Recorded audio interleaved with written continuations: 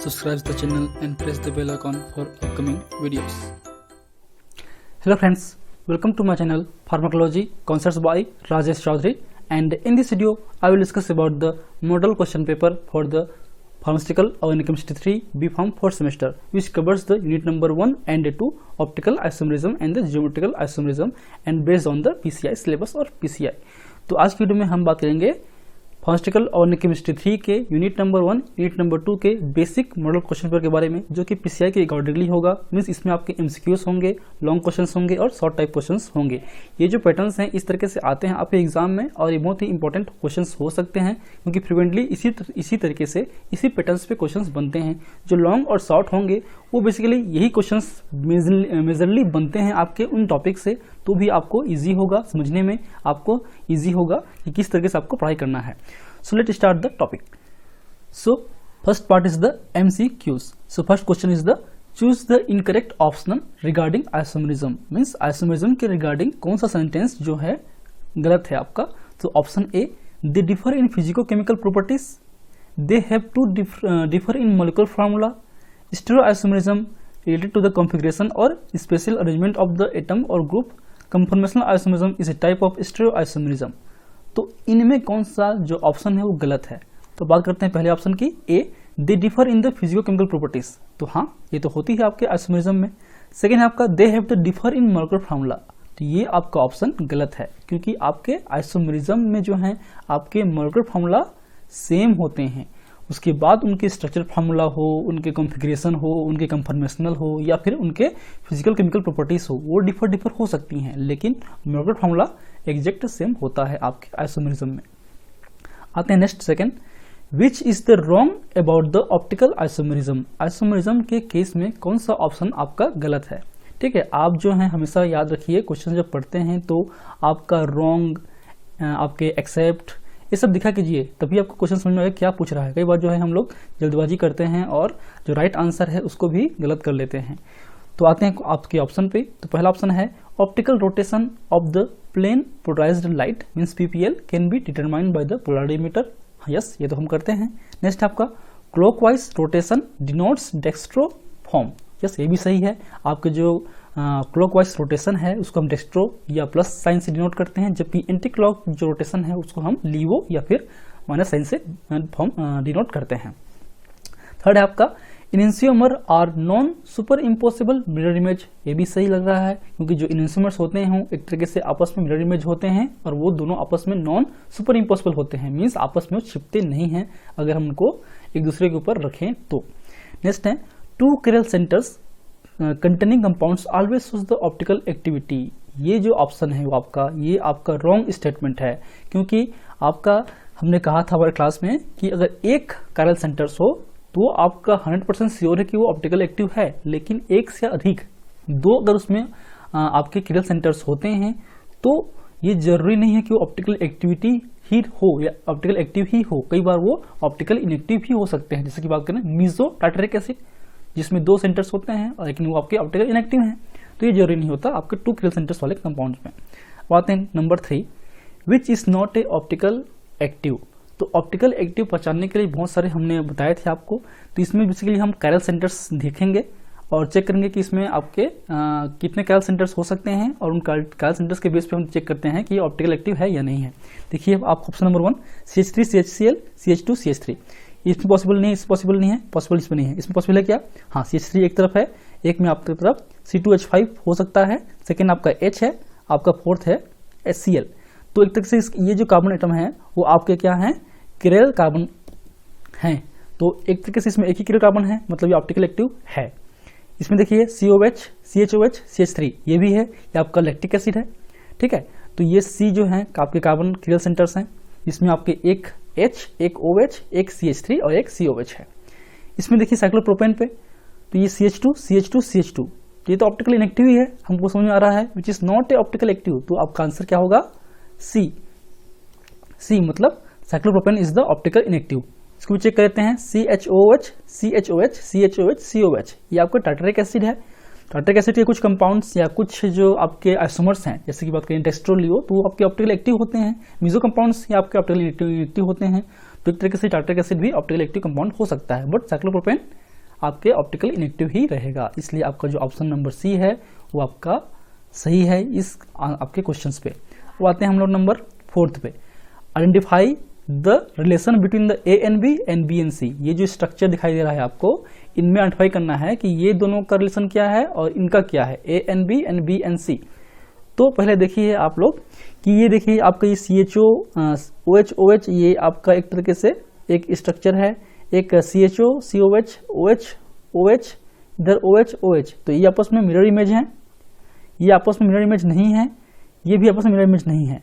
तो अल्टीमेटली हमारा जो कॉन्सेप्ट ये है कि अगर दो मिरर इमेज जैसे कंपाउंड्स हों, अगर वो ऑप्टिकल एक्टिव हों, जो कि ये है, तो एक तरीके से वो आपके इनएंसियोमर्स होंगे, और जो भी आपके नॉन मिरर इमेज हैं, मतलब मिरर इमेज नहीं होंगे, वो आपस में क्या होंगे, डायस्ट्रोमर्स होंगे।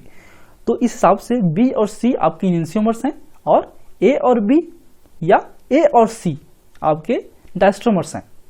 तो पूछ रहा है क्वेश्चन में ए और बी क्या है, आपके डायस्ट्रोमर्स, बी सी क्या है, इनएंसियोमर्स। तो उसके बेस पे आंसर होगा बी। ठीक है, अब आते हैं क्वेश्चन नंबर नेक्स्ट 5th की ओर। 5th देखिए आप क्या है, which among the following correctly define the diastereomers. Diastereomers को हम किस तरीके से करेक्टली डिफाइन कर सकते हैं, क्या पॉइंट इसमें सही है। These have the same magnitude but different sign of the optical rotation. नहीं, गलत है, ये तो आपकी इनएंसियोमर्स में होते हैं। इनएंसियोमर दोनों सिमिलर कंपाउंड होते हैं, लेकिन इनकी जो ऑप्टिकल रोटेशन है वो आपका जो मैग्नीट्यूड है वो अपोजिट होता है। एक डेस्ट्रो होता है तो एक लियो होता है, मीन्स एक क्लॉकवाइज रोटेट करेगा तो एक आपके एंटी क्लॉकवाइज रोटेट करेगा। Non super impossible object mirror image relationship, ये भी आपकी इनएंसियोमर की प्रॉपर्टी है, तो ये भी नहीं है। This differ in all physical properties, ये में भी हो सकती है।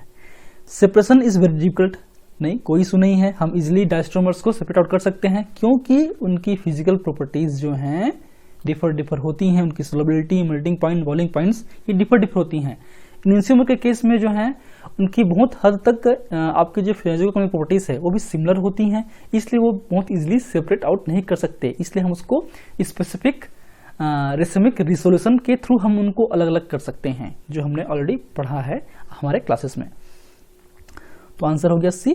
आते हैं 6 की ओर। Which among the following define meso form of isomer. Meso form की क्या प्रॉपर्टीज होती हैं, हमको ये जज करना है। तो मीजोफॉर्म इज ऑप्टिकली इनएक्टिव, सही है, ड्यू टू एक्सटर्नल कंपनसेशन, जो कि गलत है। ठीक है, क्योंकि आपके मीजोफॉर्म में ऑप्टिकली इनएक्टिव होती है बट उसमें एक्सटर्नल कंपनसेशन नहीं होता। रेसमिक मिक्सचर में एक्सटर्नल कंपनसेशन के थ्रू आपके ऑप्टिकली इनएक्टिव होते हैं, क्योंकि रेसमिक मिक्सचर्स क्या है, equal concentration of the both enantiomers, dextro and levo. तो डेस्ट्रो लिवो दोनों एक साथ प्रेजेंस रहते हैं, दोनों का जो रोटेशन मैग्नीट्यूड है वो सिमिलर होती हैं बट अपोजिट होती हैं, इसलिए एक दूसरे को नलिफाई कर देते हैं और जो नेट रोटेशन है वो 0 होता है, क्योंकि उनमें एक्सटर्नल कंपनसेशन होता है। पर मीजो में ऐसा नहीं होता। हम आगे बात करते हैं, तो ऑप्शन तो ये गलत है। फिर आते हैं B, the molecules of the meso isomers have the chirality. अब मीजो फॉर्म जो है ऑप्टिकली इनएक्टिव होते हैं, तो वो कैरलिटी कैसे होंगे नहीं, ढेर सी बात है। कैरल सेंटर्स उसमें हो सकते हैं बट कैरलिटी नहीं होगी। ठीक, कैरलिटी मतलब होती है ऑप्टिकल एक्टिविटी। नेक्स्ट है आपका C, it can be separated into the optical active enantiomeric pairs. अब वो तो ऑप्टिकल इनएक्टिव है, सिंगल कंपाउंड्स हैं, तो कहां से हम सेपरेट आउट करेंगे ऑप्टिकल इनएंसियोमर्स को, तो ये भी गलत है। आंसर क्या होगा, डी ही होगा। This is single compounds, yes single compounds होते हैं, एंड ऑप्टिकल इनएक्टिव ये भी होते हैं due to the internal compensation. मतलब ये जो ऑप्शन है वो सही है, क्योंकि आपके मीजो कंपाउंड्स में प्लेन ऑफ सिमेट्री होती है आपके मीजो कंपाउंड्स में, जिस वजह से जो है आपका दोनों जो प्लेन सिमेट्री के जो अपर और लोअर पोर्शन है वो आपस में मिरर में जैसा शो करते हैं, इसलिए उनमें सिमेट्री नेचर होता है। वो आपके सिमेट्रिक कंपाउंड्स हैं, ना कि डाइसिमेट्रिक कंपाउंड्स हैं। डाइसिमेट्रिक कंपाउंड्स या अनसिमेट्रिक कंपाउंड्स ही आपके ऑप्टिकली एक्टिव होते हैं, इसलिए ये आपके, क्योंकि उनमें इंटरनल कंपनसेशन होता है। एक कैरल सेंटर्स आपके डेस्ट्रो रोटेट करेगा तो एक लियो करेगा, मतलब एक क्लॉकवाइज करेगा तो एक एंटी क्लॉकवाइज करेगा, इसलिए आपस में नलिफाई कर देते हैं उनके नेट रोटेशन को, और आंसर आता है 0 आपके रोटेशन का, इसलिए वो ऑप्टिकल इनएक्टिव होते हैं। ठीक है, अब आते हैं नेक्स्ट 7 पे, identify the chiral molecules among the following. ठीक है, इनमें से क्वेश्चन पूछ रहा है कौन सा आपका ऑप्टिकली एक्टिव है। तो ऐसे क्वेश्चंस को रिजॉल्व करने के लिए आपको इनकी स्ट्रक्चर बढ़ाना जरूरत पड़ेगी। आइसोप्रोपाइल एल्कोहल, अब ये फॉर्मूला क्या होता है इसका देख लेते हैं। ये होता है CH3 CHOH CH3। अब देखिए इसमें है क्या पॉसिबिलिटीज, नहीं है, कोई भी क्रियल सेंटर्स नहीं है। इसमें CH3 3 है, 3 H है। इसमें CHOH ये हो सकता है में भी, लेकिन इसके दोनों तरफ CH3 है तो पॉसिबल नहीं है इसमें कैरिलिटी। सेकेंड 2 पेंटेनॉल, ठीक है, पेंटेन पे सेकेंड पोजीशन पे हाइड्रोक्सी ग्रुप जुड़ा हुआ है, वो बोलते हैं 2 पेंटेनॉल। तो अब क्या होगा इसका फार्मूला CH3। आप चेक कीजिए इस पे क्या कैरिलिटी पॉसिबिलिटीज है। हाँ बिल्कुल इसमें हो सकती है, क्योंकि ये जो CHOH है 2 पेंटेनॉल, तो इसमें एक H है, एक OH है, एक CH3 है और एक आपका C3H7 है ना, इसमें पॉसिबिलिटीज है। तो ये आपके इसमें जो है आपके हो सकती हैं आपका कैरल सेंटर्स या कैरलिटी इसमें हो सकती है। उसके अलावा ये आपका कैरल सेंटर्स हैं, ठीक है। इसके अलावा हम चेक करते हैं इनमें भी 1 bromo 2 3 butene, 1 bromo 3 butene, butane के 1 पोजीशन पे ब्रोमो है और 3 पे आपके डबल बॉन्ड है। तो इसको लिख लेते हैं हम लोग, ये हो गया आपका CH2 Br CH2 CH double bond CH2। इसमें पॉसिबिलिटी नहीं है, इसमें 2 हाइड्रोजन है, इसमें 2 हाइड्रोजन है, इसमें आपका पॉसिबिलिटी नहीं है, इसलिए ये भी नहीं होगा। आइसोब्यूटाइल एल्कोहल, इसका क्या फार्मूला है हम देख लेते हैं। आइसोब्यूटाइल एल्कोहल का ये आपका आइसोब्यूटाइल एल्कोहल, तो ये आपके ब्यूटेन मतलब 4 कार्बन एटम है, इसलिए ब्यूटाइल है, एल्कोहल मतलब हाइड्रोक्सी ग्रुप है, और आइसो मतलब होता है सेकंड पोजीशन पे आपका जो अपोजिट डायरेक्शन पे आपका क्या होगा, मिथाइल ग्रुप होगा, इसलिए CH3 CH3 CHOH। तो ये हो गया आपका आइसोब्यूटाइल एल्कोहल। इसकी पॉसिबिलिटी नहीं है इसमें already.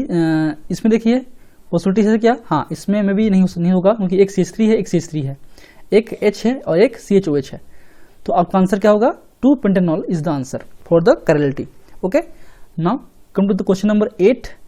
Identify the R and S composition in examples. अब इन एग्जांपल्स देखिए, अब आपको R और S बताना है, आपको कौन सा R कौन सा S है। इसके लिए आपको CIP रूल्स पता होना चाहिए। तो बहुत इजी है। इसमें हम जैसे कि पहला क्या होता है, हम इसको ऑर्डरिंग करेंगे, तो आपका ऑर्डर क्या होगा, एटॉमिक नंबर के बेस पे होगा, फिर उसके एडजेसेंट कार्बन एटम पे होते हैं, आप ऑलरेडी पढ़ चुके होंगे। तो इसमें आपका OH, इसलिए O पहला है, फिर N दूसरा है और C तीसरा है। तो 1 से 3 तक हम घुमाएंगे। अगर 4 को, ये 4 पोजीशन है, ये 4 आपका एटम है, 4 को क्रॉस करेंगे तो क्रॉस कर सकते हैं। तो 1 2 3 है ना, तो ये जो रोटेशन क्या हो रहा है क्लॉकवाइज, इसलिए क्या होगा, ये R होगा। तो A का आंसर क्या होगा आपका R, ठीक है, ये R कॉम्बिनेशन वाला है।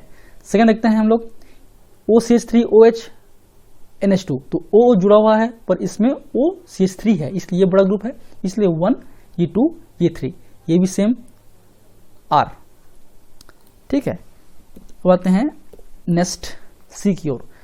अब इसमें जो है इसको हम हाइपोथेटिकली एक्सपेंड करते हैं, तो उस केस में जो है आपका ये जो है C C C C फिर ये C C C C, तो अल्टीमेटली ये बड़ा ग्रुप होता है। आप देखिए वीडियो को, मेरे पुराने वीडियोस को, तभी समझ में आएगा। ये बड़ा ग्रुप होता है, फिर आपका ये, फिर ये, इसलिए 1 ये 2 और ये 3। तो ये क्या होगा, क्लॉकवाइज घूम रहा है, लेकिन तो R होना चाहिए था, लेकिन क्योंकि इसमें जो 4th प्रायोरिटी नंबर का ऑर्डर है वो आपके हॉरिजॉन्टल लाइन पे है, ना कि वर्टिकल लाइन पे है, जबकि CIP रूल्स के हिसाब से आपका जो लोएस्ट प्रायोरिटी ऑर्डर का जो मॉलिक्यूल्स हैं, जो 4 नंबर वाला मॉलिक्यूल्स हैं, वो आपके हॉरिजॉन्टल लाइन पे होना चाहिए।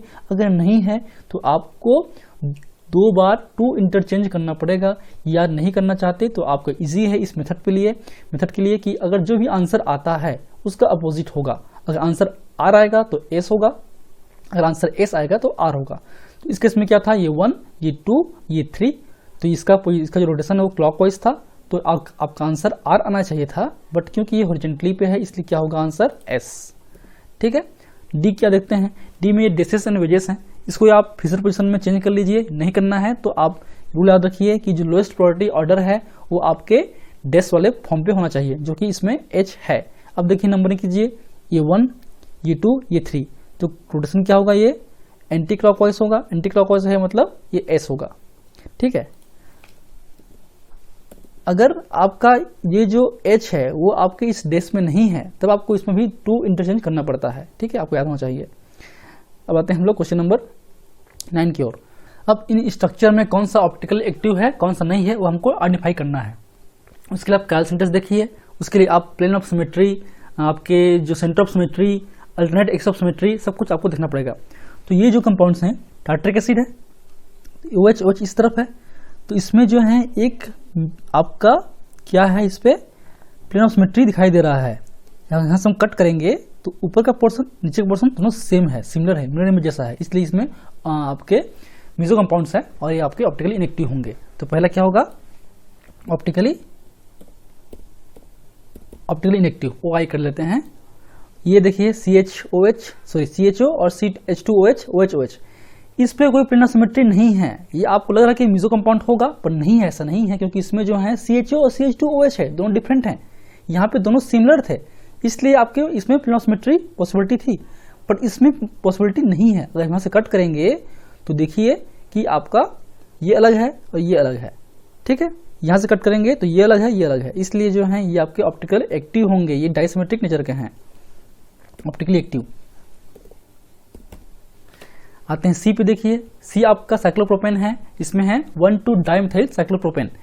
ये एक तरीके से आपके अपोजिट डायरेक्शन पे हैं, आपके हम बोल सकते हैं ये आपका ट्रांस 1,2-डाइमिथाइल साइक्लोप्रोपेन बोल सकते हैं। तो इसको हम देखते हैं प्लेन ऑफ सिमेट्री इस पे है क्या, नहीं है, क्योंकि ऊपर एक नीचे है। ऐसे कट करेंगे तो भी नहीं है, ऐसे करेंगे तो भी नहीं है, और ऐसे भी नहीं है। फिर चेक करते हैं इसमें centre of axis, centre of symmetry है क्या। तो सेंटर ऑफ सिमेट्री क्या करता है, अपोजिट डायरेक्शन पे जो है वो अपोजिट साइड पे होना चाहिए, अपोजिट प्लेन पे होना चाहिए। तो एक ऊपर है तो इधर नीचे होगा, पर नीचे इधर तो कुछ है ही नहीं, है ना, इसलिए इसमें आपके ऑप्टिकल एक्टिव होगी, क्योंकि ये आपके डायसिमेट्रिक नेचर का है, इसमें कोई भी प्लेन ऑफ सिमेट्री या सेंटर ऑफ सिमेट्री नहीं है, ठीक। इसको कहते हैं ऑप्टिकली एक्टिव, क्योंकि इसमें आपके कायल सेंटर्स हैं।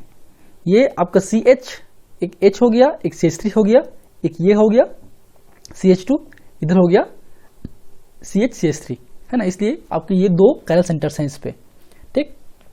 डी आते हैं, आपके बाइफिनाइल कंपाउंड्स हैं। हमने ऑलरेडी पढ़ा है कि इस पे अगर ऑर्थो पोजीशन पे अगर बल्कि ग्रुप जुड़ा हुआ है तो वो एक प्लेन पे नहीं होते हैं, वो अपने प्लेन को चेंज कर लेते हैं। प्लेन चेंज करने की वजह से उनमें एक तरीके से हम कटिंग करेंगे तो प्लेन ऑफ सिमेट्री पॉसिबिलिटी नहीं है, वो डायसिमेट्रिक नेचर के होते हैं। ये कंपाउंड्स डायसिमेट्रिक नेचर का है, इसलिए आपके ऑप्टिकल एक्टिव है। यहाँ पे कायल सेंटर्स को देखने की जरूरत नहीं पड़ेगी, आप इसके भी लेक्चर देखेंगे तो आपको मिलेगा ज्योमेट्रिकल आइसोमेरिज्म वाले सीरीज पे, ठीक है। तो ये भी आपका ऑप्टिकल एक्टिव है, आपका डी। आते हैं ई पे। ई क्या है आपका 1,2-डाइमिथाइल साइक्लोहेक्सेन। साइक्लोहेक्सेन की बात करें तो इसमें ट्रांस, ये सीस फॉर्म है। तो अगर हम इसमें कट करेंगे यहाँ से इस तरीके से, तो इस पे इधर और इधर सेम है, मतलब प्लेन ऑफ सिमेट्री है, मतलब ऑप्टिकली इनएक्टिव है।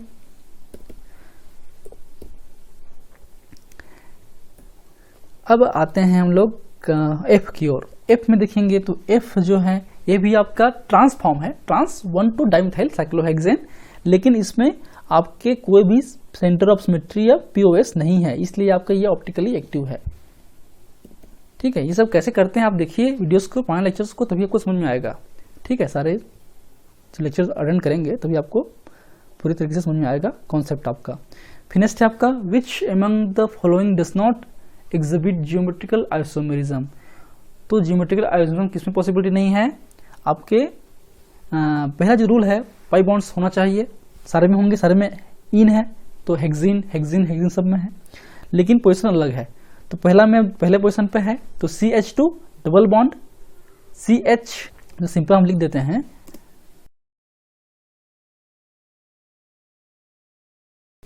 ठीक है। तो ये हो गया आपका 1 हेक्सिन। तो इस पे देखिए दोनों पोजीशन पे आपके यहाँ CH2 है, 2 H है। तो हमने कहा था कि आपके कार्बन डबल बॉन्ड के अराउंड आपके दोनों कार्बन एटम पे जो एलिमेंट्स हैं वो आपके अनसिमेट्री होना चाहिए, दोनों अलग अलग एलिमेंट होना चाहिए, तभी पॉसिबिलिटीज है। मतलब इसमें पॉसिबिलिटीज है क्योंकि एक H है, एक CH4H9 है, इसमें दोनों CH2 है, इसलिए पॉसिबिलिटी नहीं है जियोमेट्रिकल आइसोमेरिज्म। आंसर क्या होगा आपका, यही होगा आंसर। अब इस पे देखिए, इस पे क्या होगा CH3 CH double bond CH, है ना। तो इसमें आपके पॉसिबिलिटीज हैं, पर इनमें नहीं है, ठीक है, क्लियर। आप बनाएंगे स्ट्रक्चर तो आपको समझ में आएगा। अब आते हैं क्वेश्चन नंबर 11 की ओर। Assign the E and Z composition of the given compounds. तो सिंपल सा रूल है, आपको हेवी एटम्स सीआईपी रूल के हिसाब से चूज करना है, और दोनों हेवी एटम्स अगर सेम साइड पे हो तो सिस नहीं, आपका जेड, और अपोजिट पे हो तो ट्रांस मतलब ई है ना। ई जो है ट्रांस जैसा है और जेड जो है सिस जैसा है। देखिए इस पे ये आपका एक तरीके से ट्रांसफॉर्म है, बहुत इजी है। ट्रांस है क्योंकि इसमें आपका एच जो सेम मॉलिक्यूल्स हैं वो अपोजिट डायरेक्शन पे हैं, ये ट्रांसफॉर्म है। इसको हम ई भी बोल सकते हैं क्योंकि आपका ये हेवी मॉलिक्यूल्स हैं 1 और ये 1 दोनों अपोजिट पे हैं, इसलिए आपका ई होगा। क्वेश्चन में ई पूछ रहा है तो ई बताइए आप, ई या फिर ट्रांस। ये देखिए इसमें आपका हेवी एटम्स CH6H5 और यहाँ पे CH3 जो कि अपोजिट पे हैं, अपोजिट पे है मतलब आपका ई होगा, ये भी आपका ई होगा। नेक्स्ट देखिए सी, इस पे देखिए हेवी एटम, देखिए ये हेवी एटम है क्लोरीन इसमें आपका Br, ये भी आपका अपोजिट पे है मतलब ई। तो सारे जो एटम्स हैं वो, सारे जो मॉलिक्यूल्स हैं वो आपके ई फॉर्म वाले हैं, ठीक है। N butane has the conformational isomers 1 4 6 3। तो बेसिकली 4 होते हैं, ठीक है, अब मेजरली 4 होते हैं। उसके अलावा पांचवा जो है आपके स्क्यू वो भी होते हैं, पर मेजरली जो है हम काउंट करते हैं 4, जो है आपका fully eclipsed, gauche, partially eclipsed and anti, जिसको बोलते हैं स्टेगर्ड, ठीक है। तो ये एक तरीके से ये चारों हैं। तो which is the most stable conformer in the n butane. N butane में कौन सा मोस्ट स्टेबल है? जाहिर सी बात है जो वेरी स्टेगर्ड है ये इसको बोलते हैं anti, anti is the most stable, ठीक है। फिर आपका गॉच, फिर पार्सली, फिर फुली इक्लिप्स्ड, ठीक। फिर आते हैं 14 पे, विच is the most is unstable form conformer of the cyclohexane. तो इस केस में आपका हाफ चेयर होगा आंसर। हाफ चेयर जो है मोस्ट अनस्टेबल होते हैं, आपको पता होना चाहिए। आप मेरे वीडियोस देखिए, हम सब कुछ डिस्कस करते हैं हमारे वीडियोस पे। अब आते हैं diastereomers found in optical isomers and geometrical isomers. तो मैक्सिमम लोग जो हैं ऑप्टिकल आइसोमर्स को ही टिक मारेंगे, बट ऐसा नहीं है।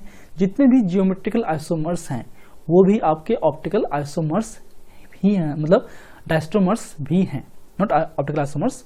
जितने भी आपके जियोमेट्रिकल आइसोमर्स हैं वो सारे के सारे डायस्ट्रोमर्स हैं, क्योंकि डायस्ट्रोमर्स क्या हैं? डायस्ट्रोमर्स आर द आइसोमर्स और stereo isomers which have not the mirror image, ठीक है। तो जितने भी सिस वाले हैं, जितने भी सिस ट्रांस हैं, ई एंड जेड हैं, वो सारे के सारे स्टीरियो आइसोमर्स तो हैं, बट आपस में वो मिरर इमेज नहीं है, इसलिए ये भी होंगे। और आपके जो ऑप्टिकल आइसोमर्स में जो आपके मिरर इमेज वाले नहीं होते कंपाउंड, वो भी आपके डायस्ट्रोमर्स होंगे, इसलिए आंसर क्या होगा? बोथ, ठीक है। These are the basic MCQs. Now come to the important large, long and short type questions. तो questions first है आपका, define the optical isomerism and discuss the conditions for the optical activity and discuss the optical isomers of tartaric acid. इसमें आपको define करना है optical isomerism के बारे में, क्या उसके डिफिनेशंस हैं।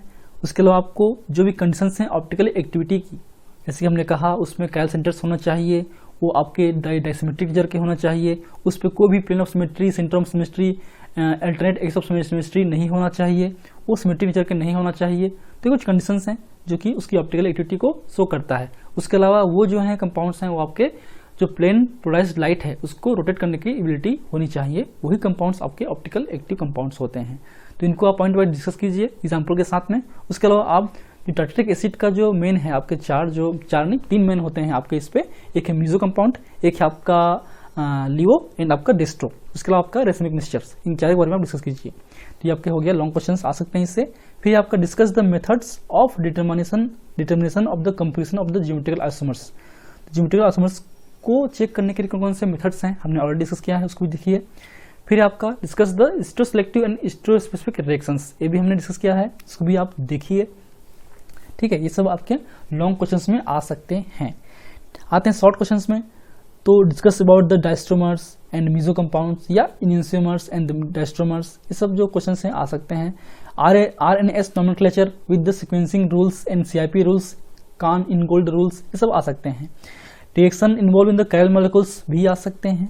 Explain the cis trans and E and Z nomenclature systems, ये भी आ सकते हैं, ठीक है। विथ एग्जांपल आपको लिखना है। Atropisomerism means stereoisomerism in the biphenyl compounds, ये भी आ सकते हैं। उसके अलावा आपका describe the conformational isomers in n butane और साइक्लोहेक्सेन, ये भी आपके आ सकते हैं शॉर्ट क्वेश्चंस में।